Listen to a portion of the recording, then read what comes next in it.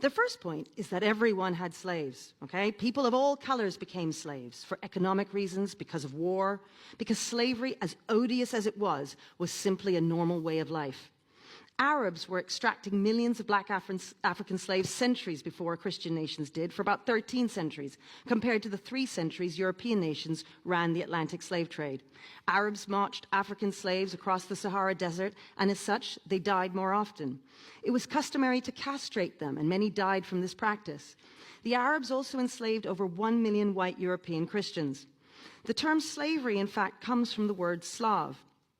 The Slavs inhabited Eastern Europe and were taken by the Muslims of Spain in the 9th century.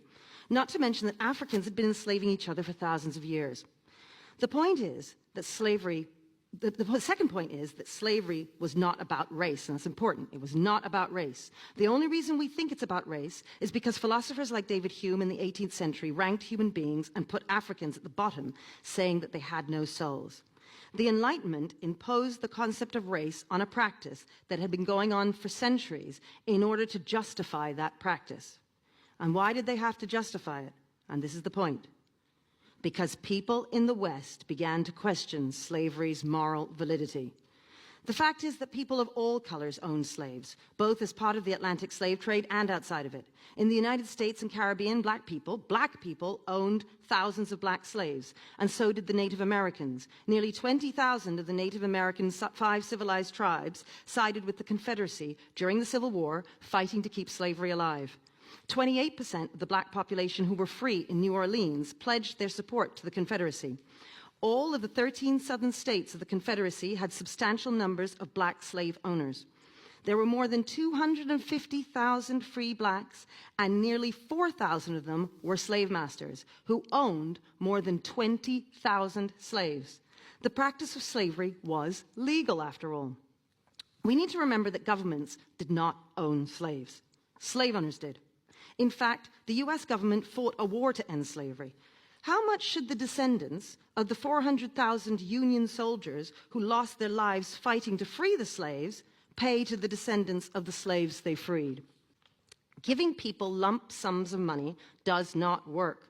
Economists often point to the Georgia Land Lottery of 1832, in which parcels of land were distributed randomly.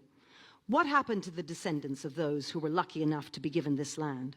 Are they the richest families in Georgia? No. In fact, within one generation after the distribution of the Georgia land, one could not distinguish between those who had been given land and those who hadn't. Certainly my own direct experiences of working for 20 plus years in the inner city with families on welfare demonstrates this time and time again. Rather than give a man a fish, it is always better to teach him how to fish. All giving the fish does is make the giver feel better. Reparations might relieve white people of their guilt, but it will do little else. So back to my initial question. Why are we only discussing whether the West should pay reparations for slavery?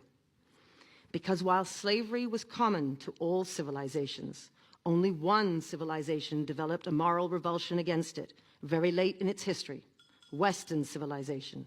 Not even the leading moralists in other civilizations rejected slavery at all.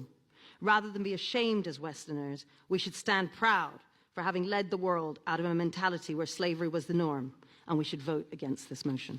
Thank you.